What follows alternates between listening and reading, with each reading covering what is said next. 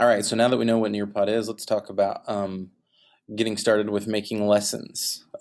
So when you're on your dashboard, the first place you'll want to probably get lessons is just to look at the lessons that other people are making. So if you click on Explore, you can actually surf around and view lessons that other people have already created. Um, so I showed you this before, but like if you want to find something that relates to what you're trying to teach, you have all these. If you just search like a term, I did plot. Let me do theme. So these are all theme lessons that I could use. You'll know that they do charge. So if you look through something in here and you see something you really want to use, you can pay for it. But there are also a ton of free ones on here. So if I want to use this one about finding theme, I'll just click on it, open it up, and then you can preview it. So it says, at 11 slides.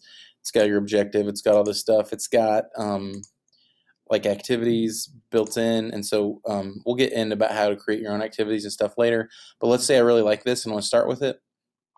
I'm going to add it to my library. Oh, I already have this lesson, so let me click on a new one. So here's a writing one. If you find a lesson that you really want to use, you can just click where it says add to my library down here. And when you do that, you can then click show in my library, or you can go up here to my library and you'll find that lesson is in here. So here's that writing lesson. Here's that reading one that I just did. So that's how you can just grab a lesson that exists on Nearpod and then just use that, or you can go in and edit it here and you can make changes to it. But let's say you can't find a lesson you want, or you just want to create your own. You can click up here where it says create. You can go to the dashboard and click create. Those are both ways that you can get to this basic tool here. And then you're going to come to a lesson. I always name my lessons. And so the first thing you'll notice is that it's organized in slides. So it's a lot like Google Slides or PowerPoint or something. So let's start making a lesson. We'll add a slide. Every time you add a slide, you have 3 areas of stuff that you can add. You can add content, meaning like you want to type up some text, you want to put your objective, whatever. Web content, that means a link from the internet. Now, this is a premium feature, meaning if you want to put like a website into your Nearpod, you need to have Nearpod Gold. I currently have it, but you'd need to upgrade. It's not like a life or death feature. And then activities, which are like your polls, your quizzes, the draw, all this stuff. And some of these features, none of these features are premium, but if we go to add slide and add content, some of these are going to be premium features. But so like, for example, adding a sway from Microsoft or doing a Nearpod field trip or Nearpod 3D, those are going to be premium features. So let's talk about adding some of this stuff to a lesson. Let's say I just want to add a slide and click on that, and then it just gives me my basic slide editor. And you come in here and it's just like doing a Google slide or a PowerPoint.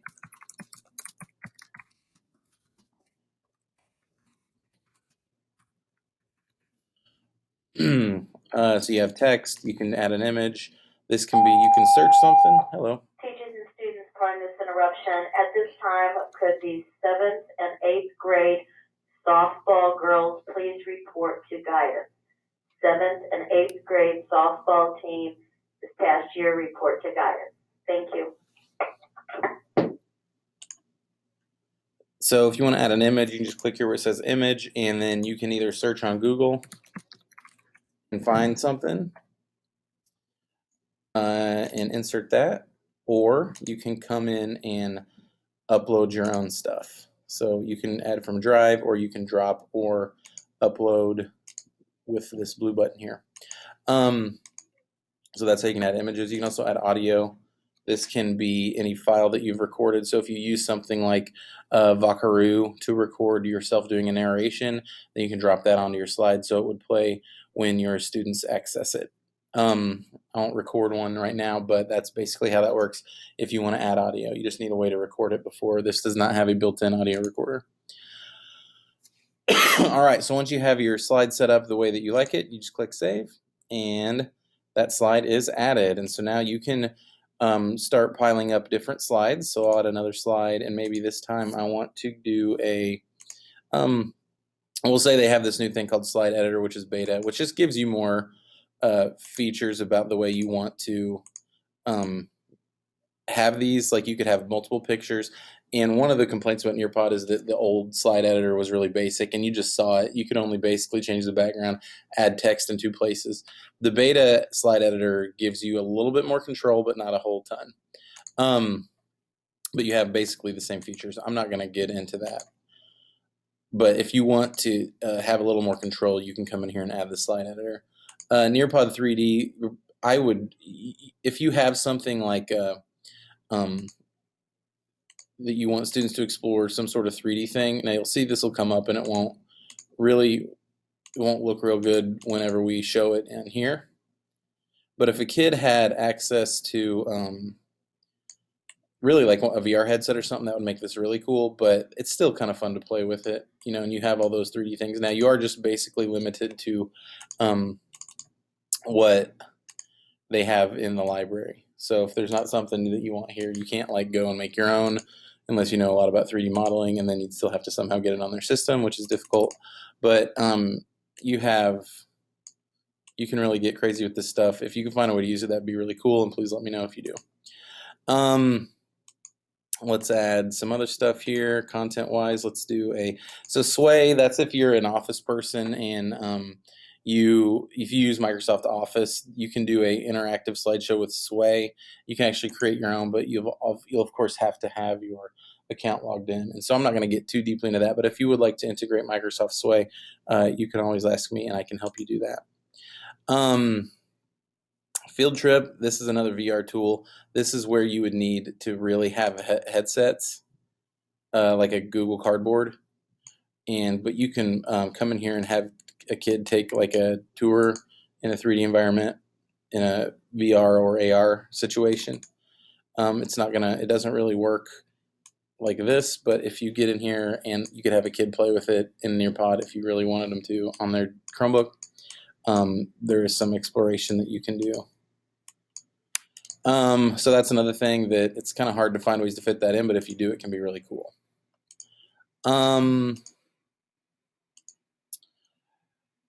The rest of these are kind of self-explanatory. A slideshow is where you can upload a series of images. So if I want to go with ice cream, I'll just select all these. And now I have a slideshow that a student can work through. So if I'm really trying to teach these kids about ice cream and everything that they need to know about ice cream, I can upload all these pictures, and then whenever we go to our Nearpod slide, they will be able to work through that on their own. So let me preview this. Whoops, I just wasted some time here.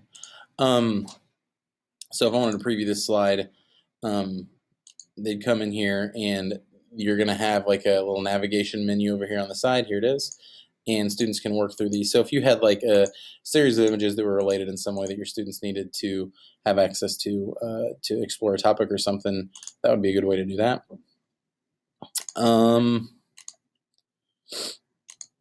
Next thing is video. So this can be from YouTube. You can search up something on here. Another thing that you will need to have premium access to use, or you can upload your own videos if you have access to those. Here are my Canva tutorials that I could upload.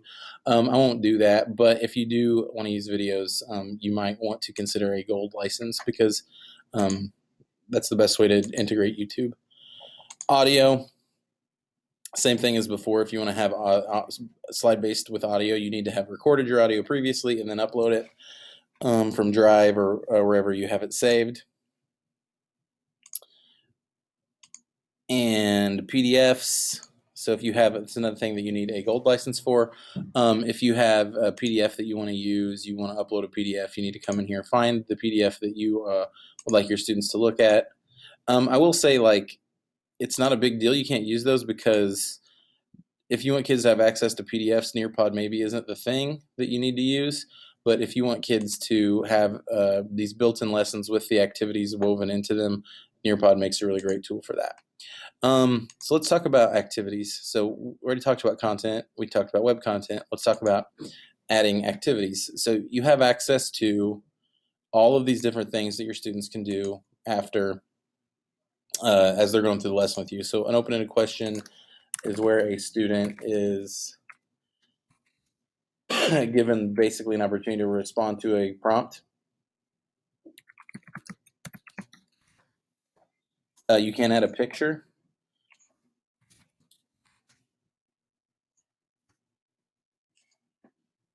And I'll save that. So now there will be a moment in my lesson when, let me preview that. I keep hitting the wrong button. An activity will pop up for a student. It'll look like this. It'll say, oops, let me get through this.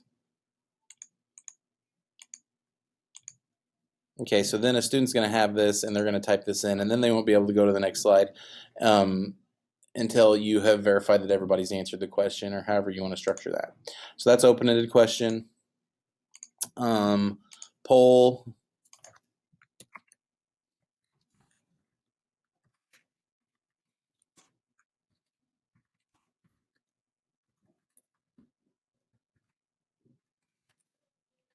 Okay, same kind of thing. You can also add pictures, but you're basically asking a student to respond to a poll. You have quiz. That's where there's a correct answer. So you would come in here, you'd say, who is the best? Mr. Howard, J. Howe. Both those answers are correct. Okay, and so then all right, and so I'll save that. So you could have a quiz where your students would respond to a question, and you'd have that built in as well. Let's see what else we got here. Draw. This is one that I think is kind of cool, although it is hard to draw on a Chromebook, but if you kids have mouses, it makes it a little bit easier. You can actually just make this a blank canvas, or you can add a background to it. So if you have like a picture, let me see if I just have something handy that I could put in here. That they could draw on top of. Oh, let's go back with my daughter here.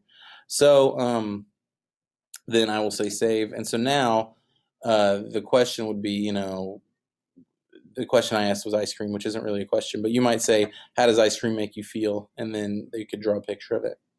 Let's add another slide. Let's do, what do we have? A fill in the blanks. That is a premium feature as well. It's one of the ones that I like the least because that's a really low level task for students to work with anyway.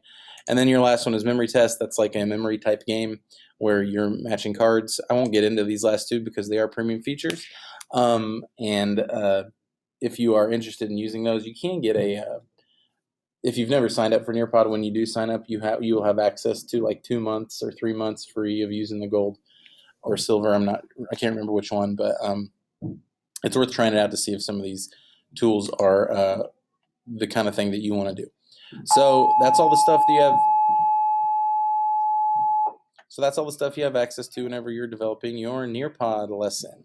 After you have created your lesson, you will hit the Create button down here. You can also preview it if you want to see what your lesson is going to look like before you get started. So like in this case, I'll just quickly go through all of my slides and make sure that they look the way that I want. And if I am happy with the way that this has come out, I will hit create. You can share too. So let's say you want to have somebody collaborate with you. That means you have the editable copy. So I can send this to my buddy here, myself, and send it. And then that person's also going to be able to have access. So this is great if you work on a team and you can both work on the same lessons and design them together. Once you're finished, you just hit create. You will want to kind of tag this stuff because you can make it where it can be shareable, but you'll want to be clear about the kind of stuff that your lesson covers, so if other people want to use it. We're going to hit create, and at this point our lesson is finished. It will pop up in our library. You'll have a little thumbnail about what it's about, and your lesson is going to be ready to go.